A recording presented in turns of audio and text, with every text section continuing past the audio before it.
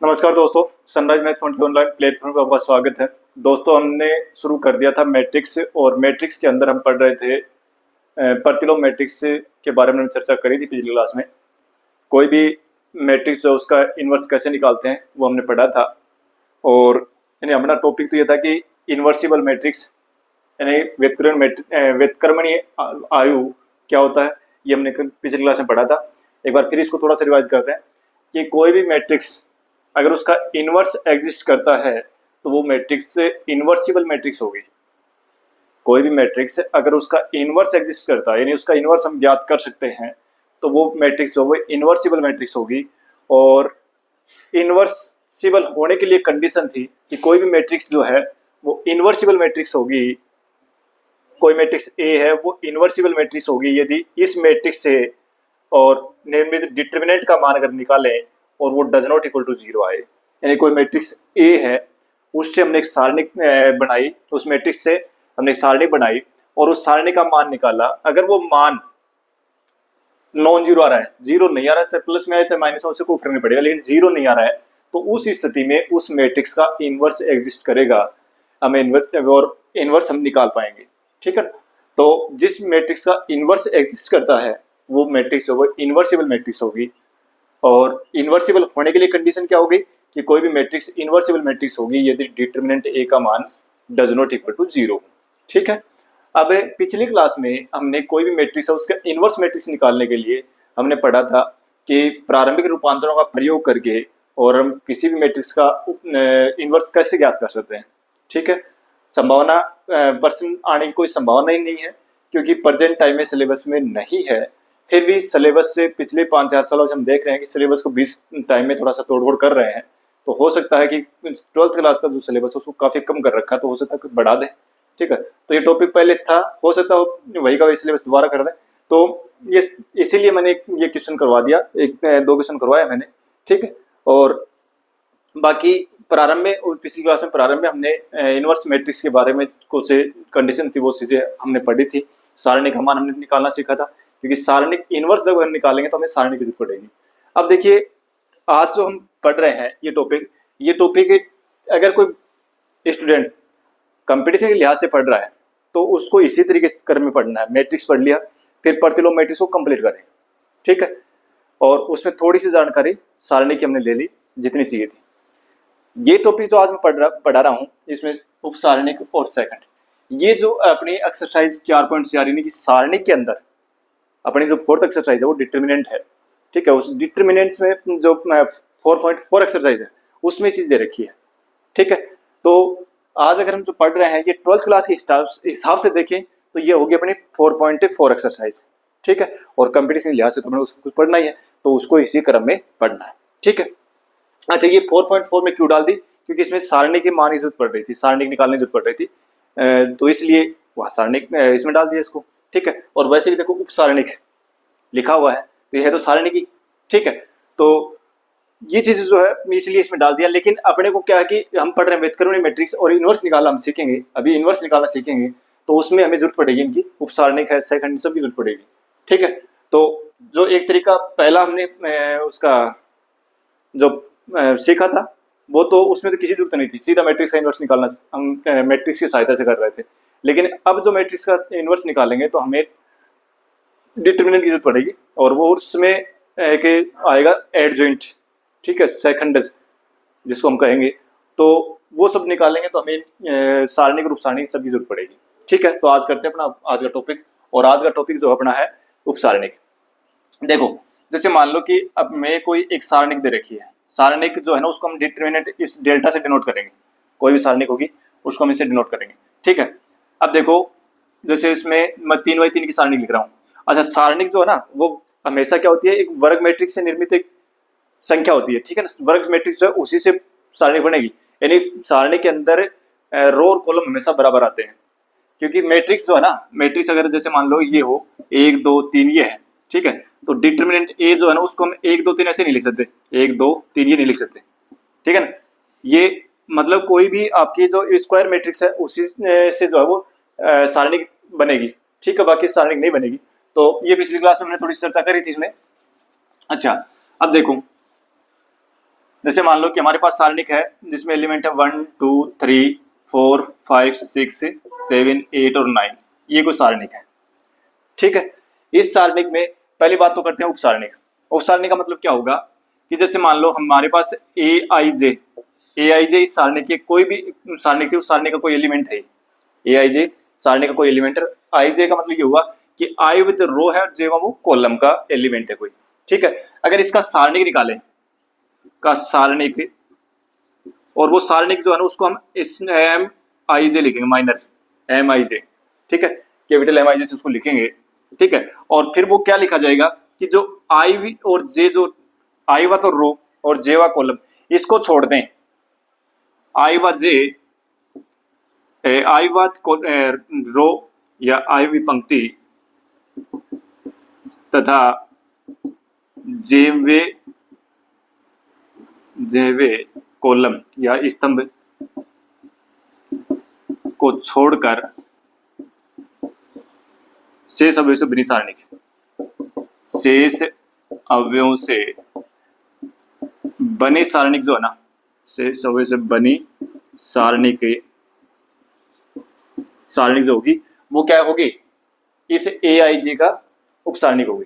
ठीक है, अब देखो मैं यह लिख रहा हूं, ये जो परिभाषा है तो केवल समझने के लिए है। अपने को जो उपसारणिक निकालने का सीधे से आपको ये पूछा जाए कि एक का उपसारणिक बताओ, इस अवयव का उपसारणिक,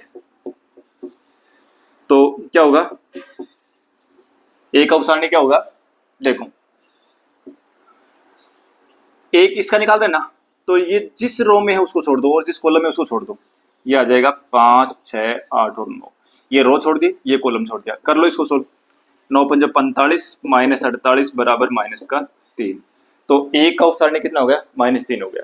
अगर अपने को दो का उपसारणिक पूछा जाए तो दो का उपसारणिक के लिए क्या करेंगे, दो ये ना, इसका उपसारणिक निकालना है। इसका मतलब ये जिस रो में है वो रो छोड़ दो और जिस कॉलम है वो कॉलम छोड़ दो। तो ये छोड़ दो और ये छोड़ दो, शेष क्या बचेगा, 4 बच गए, 7 बच गया और 5 और 6 और 9, 6 और 9। तो इससे उपसारणिक ये एक सारणिक तैयार हो गई। इसको सोल्व कर लो, तो 9 चौक 36 और -6 तो 42, घटाएंगे कितना आ जाएंगे, -6 आ जाएंगे। ठीक है, इसी प्रकार से अगर आपसे जैसे मान लो 8 का उपसारणिक पूछे, 8 का उपसारणिक अगर पूछे तो 8 का उपसारणिक कैसे लिखेंगे, 8 जिस रो में है उस रो को छोड़ दो, जिस कॉलम में उस कॉलम को छोड़ दो। ठीक है, इसको छोड़ दिया और इसको छोड़ दिया, शेष क्या बचा, 1 4 3 और 6। ठीक है, इसको सोल्व कर लो, 6 एकम 6, 6 4 3 12, तो -6 आ गया। ठीक है, तो इस तरीके से सारणिक के अंदर कोई भी एलिमेंट दे रखा हो, हम उसमें से प्रत्येक एलिमेंट का उपसारणिक ज्ञात कर लेंगे। ठीक है, ये सारणिक में एलिमेंट का उपसारणिक था। इसी प्रकार से अगर मैट्रिक्स है तो मैट्रिक्स से हम सारणिक बनाएंगे और फिर उस सारणिक मैट्रिक्स, क्योंकि आगे मैट्रिक्स का इन्वर्स निकालेंगे तो वहां जरूरत पड़ेगी मेन की, तो हम क्या करेंगे, मैट्रिक्स से प्रत्येक एलिमेंट का उपसारणिक इस तरीके से निकाल लेंगे। क्या करना है कि कोई भी अवयव लेना है, उस अवयव का उपसारणिक अगर निकालना तो उस वो अवयव जिस रो में जिस कॉलम में उसको छोड़ करके शेष जो बनता है, उसी शेष जो सारणिक बनेगी उस सारणिक को सोल्व करना वो माना जाएगा, उपसारणिक हो जाएगी। ठीक है, अब आता है सेकंड, बहुत सिंपल है। सेकंड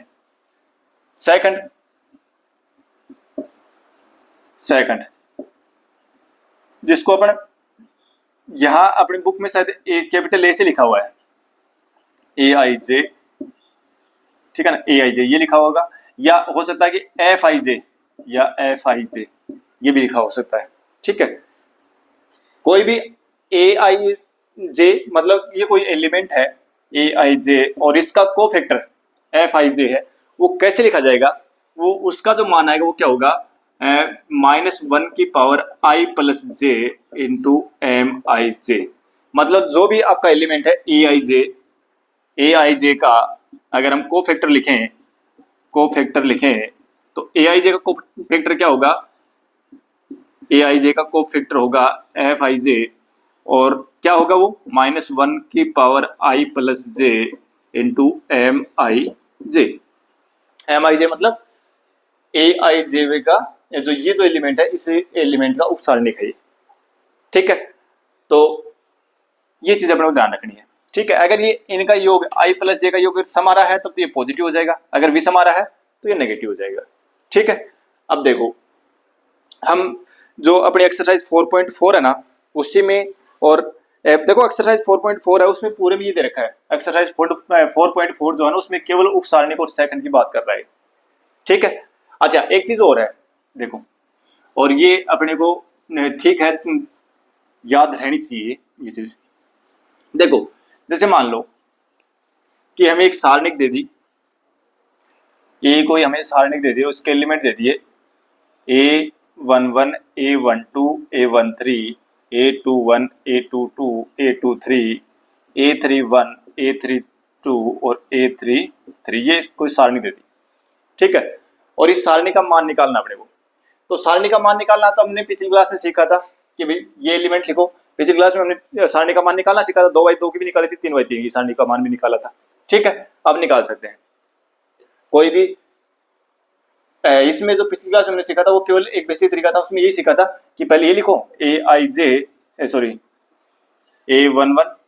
ये एलिमेंट लिखो, और फिर क्या करेंगे, इसको छोड़ो इसको छोड़ो, ये ऊपर जाओ नीचे, नीचे से जाओ ऊपर। ये तो था A22 into A33 minus A23 into A32। इसी प्रकार से फिर माइनस A12, ये आगे ये आएगा। ठीक है। इसको छोड़ो और इसको छोड़ो, फिर ऊपर से आओ नीचे, नीचे से ऊपर जाओ। ठीक है। फिर आगे लिखो। इस तरीके से था। लेकिन देखो अगर जैसे मान लो कि आपने कोई भी एक रो या एक कॉलम, कोई भी एक रो ले लो, चाहे कोई भी एक कॉलम ले लो, कोई भी ले लो, चाहे ये रो ले लो, चाहे ये रो ले लो, चाहे कोई भी एक रो ले लो या कोई भी एक कॉलम ले लो। ठीक है। और उसके यानी एक रो या एक कॉलम के प्रत्येक एलिमेंट का अगर हम कोफैक्टर निकाल दें, यानी सेकंड निकाल दें, तो फिर हम इस सारणी का मान निकाल सकते हैं। देखो हमने जैसे मान लो कि मैं केवल R2 जो है ना, R2 ये अपनी, ठीक है। इस R2 का मैं लिख रहा हूं, देखो R2 के एलिमेंट वही है, ये तो है R2, ये तो है। अब इसके जैसे मैं लिख रहा हूं कि A21 का कोफैक्टर या सेकंड है ना, सेकंड क्या आएगा, तो उसको हम लिखेंगे F21। ठीक है।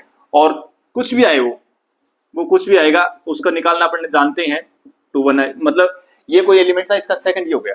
ठीक है।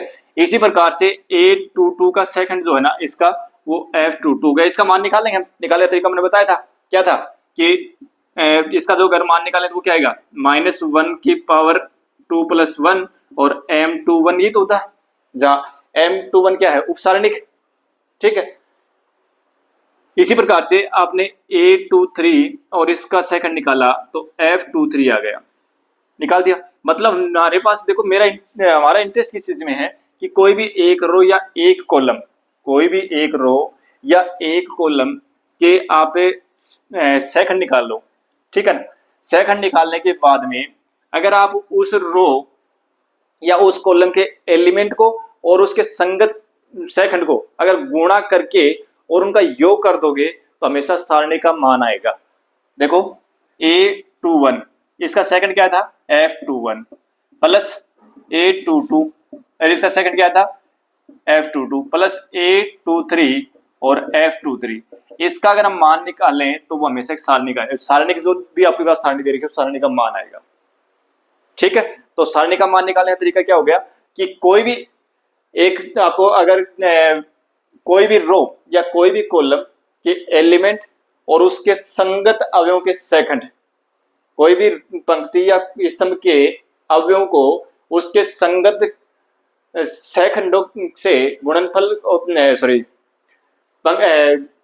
सारणी के किसी भी पंक्ति या कॉलम के अवयव और उनके संगत सेकंडों के गुणनफलों का जो योग है वो हमेशा सारणी के मान को बताएगा। जैसे मान लो हमने रो R2 के अवयव लिए थे A21 A22 A23 और इनके संगत जो आपके सेकंड थे वो ये थे, तो इनको अगर हमने गुणा किया, इस अवयव को इसके सेकंड से, इस अवयव को इसके सेकंड से और इस अवयव को इसके सेकंड से गुणा करके इनका योग किया, तो ये हमेशा सारणी के मान को बताएंगे। ठीक है। इसके अलावा अगर जैसे मान लो कि ये तो आपने R2 तो रो ले ली और जो कोफैक्टर से गुणा किया वो R3 वाले से गुणा कर दिया। जैसे मान लो कि आपने यहां पर A21 लिखा और आपने गुणा कर दिया इसको F31 से।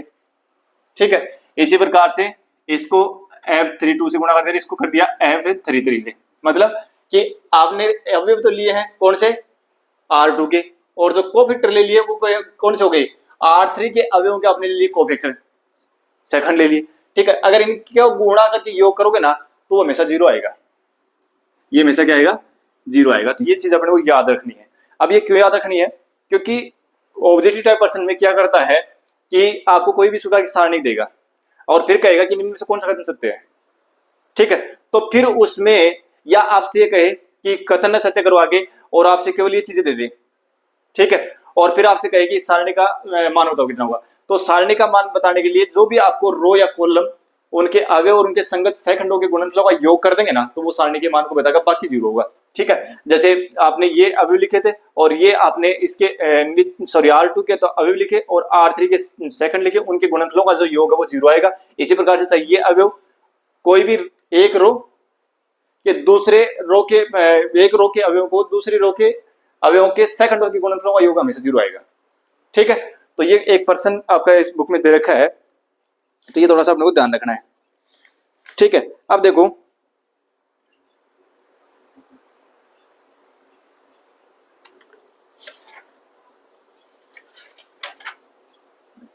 चलो आगे क्वेश्चन करते हैं। देखो पहला क्वेश्चन मैं 3x3 की मैट्रिक्स से शुरू कर रहा हूं। ठीक है, और अपनी मैट्रिक्स दे रखी है क्वेश्चन नंबर फर्स्ट और क्वेश्चन नंबर फर्स्ट के अंदर सॉरी सेकंड के अंदर क्वेश्चन नंबर सेकंड में ले रहा हूं। ठीक है ना, एक में सारी चीजें आ जाएंगी और हमारे पास एक डिटरमिनेंट दे रखी है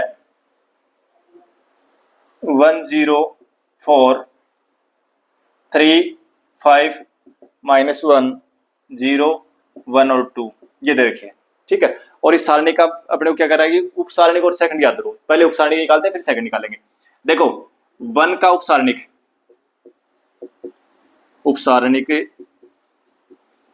क्या होगा, मैं सीधा लिख रहा हूं इसका उपसारणिक, इसको मैं लिख देता हूं F11 से, क्योंकि पहली पंक्ति और पहले कॉलम का ही अवयव है।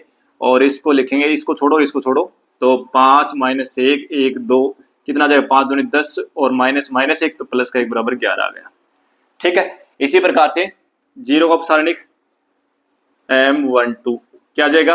अब देखो सीधा इसका लिख रहे हैं ना, इसको छोड़ो 3 0 -1 2 तो 6 -0 कितना जाएगा, 6 -0 यानी कि 6 आ जाएगा। ठीक है, फिर 4 का उपसारणिक F13 कितना आ जाएगा, इसको छोड़ो और इसको छोड़ दो 3 0 5 1 कितना आ जाएगा, 3 -0 मतलब 3।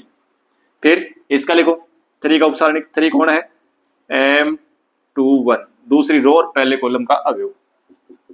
क्या करेंगे, इसको छोड़ दो और इसको छोड़ दो तो 0 4 1 2 तो 0 -4 इज इक्वल टू -4।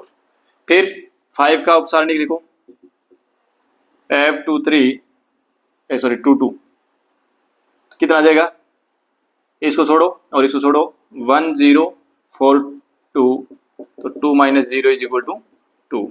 फिर -1 का उपसारणिक लिखो F23 इसको छोड़ो और इसको छोड़ो 1 0 0 1 1 -0 इज इक्वल टू 1। ठीक है, फिर 0 का उपसारणिक लिखो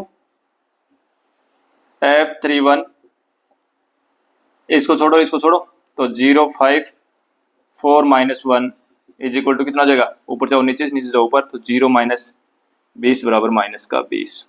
फिर 1 का उपसारणिक लिखो तो 1 का है, तीसरा तो रो और दूसरा कॉलम आपका, इसको छोड़ो और इस कॉलम को छोड़ो तो 1 3 4 -1 -1 -4 12 भाई -1 और 4 दिए 12 तो माइनस का 13 आ गया।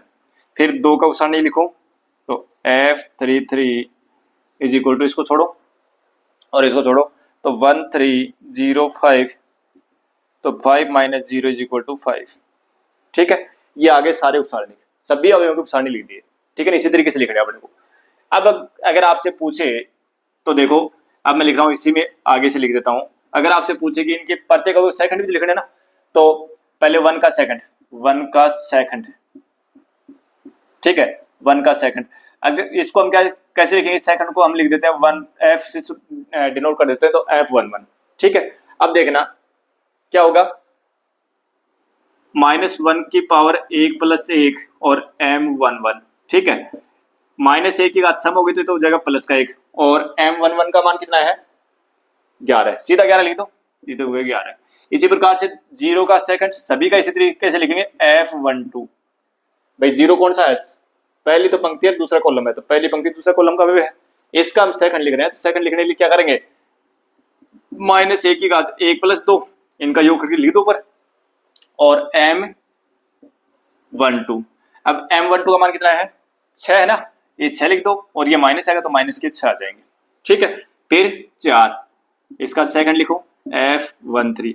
अब देखो मैं ये चीज जो है ना ये समझाने के लिए मैंने लिख दिया, अब मैं डायरेक्ट लिखूंगा, ठीक है। मतलब ये है कि मुझे क्या करना है कि अगर इनका योग सम आए ना तब तो मुझे प्लस लेना है, और अगर योग इनका विषम आए तो मुझे माइनस लेना है बस, ठीक है। मतलब जो अगर योग सम आए ना तब तो जो सारणिक दे रखी उनका चिन्ह बदलना नहीं है, सारणी के मान का जो उपसारणी दे रखी है, सॉरी उपसारणी का मान बदल चिन्ह बदलना नहीं है, और अगर ये योग विषम आ जाए तो उपसारणी का चिन्ह बदलूंगा। देखो f13 योग सम है ना, तो 13 क्या आएगा, ये आएगा ना, m13 का मान ये है 3, तो इसका मान कितना आ जाएगा 3 आ जाएगा सीधा। फिर 3 का उपसारणिक सॉरी सेकंड 2 1 कितना आ जाएगा, अब ये योग विषम हो गया ना, विषम हो गया तो माइनस आएगा, और ये माइनस का 4 बराबर कितना आ जाएगा, प्लस का 4 हो जाएगा। फिर 5 का उपसारणिक सॉरी सेकंड 2 कितना आ जाएगा, अब ये सम बढ़ना है ना, सम बढ़ना इसका मतलब प्लस आएगा तो उसको लिखने की जरूरत नहीं है, और ये 2 आ जाएगा सीधा। फिर -1 का f23 योग विषम हो गया ना तो माइनस आएगा, और क्या था भाई यही तो चीज है आगे कि -1 जो -1 है ना उसकी घात सम है तो प्लस का आ जाएगा, -1 है उसकी घात अगर विषम है तो वो माइनस का जाएगा, तो इसका हिसाब दिया रहा है। फिर आगे मान किसका ले रहे हैं अपन, उपसारणी का तो ले रहे हैं, उपसारणी देखो m23 कितनी है, m23 ये रही कितना है 1 है ना, तो ये 1 आ जाएगा। अच्छा फिर 0 का सेकंड f31, और क्या आ जाएगा योग सम है ना, सम है तो प्लस आएगा, और m31 का मान देखो कितना माइनस का 20, तो ये -20 आ गया। फिर 1 का सेकंड कोफैक्टर f32 योग विषम हो गया माइनस आएगा, अब m32 तो माइनस का 13 है क्या, -13 बराबर 13, और फिर 2 का कोफैक्टर कितना आ जाएगा, योग सम हो गया, और योग सम है तो चिन्ह नहीं बदलेगा, और कितना आएगा m33, तो ये सीधा कितना आ जाएगा 5 आ जाएगा, ठीक है। ये हो गए सेकंड। तो प्रत्येक आपके जो सारणी के प्रत्येक अवयव का हमने उपसारणी भी लिख दिया, और प्रत्येक अवयव का हमने सेकंड भी लिख दिया। अगर आपसे पूछता कि इस सारणी का मान लिखो, इस सारणी का मान लिखो, देखना अब हमने सभी अवयवों के उपसारणी को सेकंड निकाल रखे ना। अब देखो मैं क्या कर रहा हूं कि मैं काम में ले रहा हूं, चलो ये ले लेते काम में है ना, अब R3 को काम में ले रहे हैं और इससे सारणी का मान लिखेंगे, देखो क्या आएगा, ये अवयव लेंगे, इस सारणी का मान लिख रहा हूं है ना, और कैसे लिख रहा हूं कि ये तो अवयव ले रहे हैं, अवयव कौन कौन से हो गए, A31 हो गया, और इसका कोफैक्टर कितना लेना है f31 प्लस A32 f32 और प्लस A33 f33, करो इनको सोल्व, ये तो गया 0, और इसका मान कितना है f31 का f31 का मान ये रहा माइनस का 20 प्लस f ये A32 अभी भी है ना 1, और इसका सेकंड कितना है 13 प्लस ये अवयव 2, और इसका सेकंड कितना आया 5, देखो ये तो हो गया 0, ये 13 प्लस 10 से बराबर कितना आ गया 23 आ गया, इस सारणी का मान कितना आएगा 23 आएगा। देखो और से निकाल के देखते हैं, दूसरे तरीके से हम देखो क्या कर रहे हैं, इस बार कॉलम ले लेते हैं, चलो ये ले लेते हैं, इस कॉलम को ले लेते हैं है ना, इस कॉलम को ले रहे हैं, इस कॉलम को लेंगे तो क्या जाएगा, यानी सारणी का मान कैसे आएगा कि ये जो कौन सा कॉलम है थर्ड कॉलम है, तो इसका अवयव क्या आ जाएगा, देखो A13 और F13 प्लस A23 F23 और प्लस A33 और F33, रखो मान A13 का मान कितना है, मतलब ये तो 4 है ना, और इसका सेकंड कितना है 3 प्लस ये कितना है -1, तो माइनस का 1 लिख दो चलो, और F23 कितना है F23 रहा -1 प्लस ये कितना है 2, और इसका कितना है F33 का 5, ठीक है, 4 3 12 और प्लस 1 माइनस माइनस गुणा प्लस हो जाएगा ना, और प्लस का 10, देखो ये कितना हो गए 23, इससे भी 23 है, इससे भी 23 आया, मतलब ये है कि आप कौन सी भी रो या कौन सा भी कॉलम ले लो, कौन सी भी रो या कौन से भी कॉलम के अवयव लेकर के और उन्हीं उन अवयवों के उन्हीं के सेकंडों से गुणा करके योग कर तो सारणी का मान मिलेगा। ठीक है, मैंने क्या किया था, R3 के अवयव लिए और उसी के सेकंड जो अवयव लिए उन्हीं के अवयवों के सेकंडों के गुणा किया, सेकंडों से गुणा करके उनका योग कर दिया, सभी का सारणी का मान आ गया। इसी प्रकार से मैंने C3 लिया, कॉलम लिया और कॉलम के सभी अवयवों को उनके सेकंडों से गुणा किया और उनका योग किया तो सारणी का मान आ गया। ठीक है, तो ये अपन इस तरीके से उपसारणिक और सेकंड निकाल सकते हैं। आशा करता हूं कि सभी की ये चीज समझ में आ गई होगी। ठीक है, अब देखो ये चीजें जो मैंने यहाँ जो समझाने के लिए लिखी है, केवल इस एक पर्सन में मैंने समझाने के लिए, बाकी मैं सीधा इनको जो है ना M1 का मान सीधा लिखूंगा, ये 11 है। ठीक है, मतलब ये कैलकुलेशन मैं नहीं करूंगा आगे। ठीक है, इसी प्रकार से जो ये सेकंड F1 F12 ये जो है ना, इनके भी मैं ज्यादा कैलकुलेशन नहीं करूंगा। ये -1 और +1 का मैं अब ये -1 जो है ना, इसको नहीं लिखूंगा भाई, -1 की घात 1 + 1 ऐसे नहीं लिखूंगा, M1 ये नहीं लिखूंगा। बस मैं दिमाग में काम करूंगा कि इनका अगर योग सम है तो प्लस लेना है, अगर इनका योग विषम है तो माइनस लेना है, माइनस एक्स्ट्रा लेना है, बस बात ये है। ठीक है, ये हम प्रैक्टिस करेंगे तो आ जाएंगे। ठीक है, बस केवल समझाने के लिए हमने कि आ कैसे रहे वो समझाने के लिए इतनी बातें लिखी है। ठीक है, और जब हम कंपटीशन के लिहाज से एग्जाम में बैठते हैं तो इन चीजों का कोई महत्व ही नहीं है। ये बस केवल कंसेप्ट क्लियर करो, फिर शॉर्ट में लिखो बस। आप बोर्ड के अंदर अगर आप बोर्ड के एग्जाम में क्वेश्चन पूछा जाता है तो आप अगर ये चीज लिख के आओगे तो भी कोई दिक्कत नहीं है, और नहीं लिख के आओगे इन चीजों को शॉर्ट में लिखोगे तो भी कोई दिक्कत नहीं है। शॉर्ट में लिखोगे तो आपके पास टाइम बचेगा, क्योंकि बोर्ड के एग्जाम में भी अपना जो 3.5 सवा 3 घंटे का जो पेपर होता है उसमें भी टाइम कम ही पड़ जाता है। अब चलो आगे देखो, थर्ड क्वेश्चन जो है ना, थर्ड और फोर्थ क्वेश्चन एक जैसे ही है ना। देखो अपने काम करते हैं, चलो थर्ड क्वेश्चन करते हैं एक बार। थर्ड क्वेश्चन में क्या है कि एक सारणी दे रखी आपको 5 3 8 2 0 1 1 2 3। अब प्रश्न में क्या कर रहा है आपसे कि दूसरी पंक्ति के अवयवों के सेकंडों का प्रयोग करके सारणी का मान निकालो। दूसरी पंक्ति मतलब R2 जो है ना, R2 रो सेकंड जो है, उनके अवयव और उनके सेकंडों का प्रयोग करके और आपको सारणी का मान निकालना है। तो अभी मैंने बताया था आपको कि जो भी रो आपको कह रहा है उस रो के अवयव लो और उन अवयवों के सेकंड लो, तो अवयव और उसका सेकंड को गुणा करो और उसका योग कर दो, आपको सारणी का मान मिल जाएगा। देखो ये लेना ना, अब देखो मैं क्या कर रहा हूं, सीधा सारणी की जरूरत नहीं है, सेकंड लिखना है ना। तो सेकंड क्या था, देखो 2 का सेकंड, 2 का सेकंड। अब ये 2 कौन सा अवयव है, F21 है ना, सेकंड रो फर्स्ट कॉलम। अब क्या आएगा, देखो ये योग विषम है ना तो माइनस तो आएगा,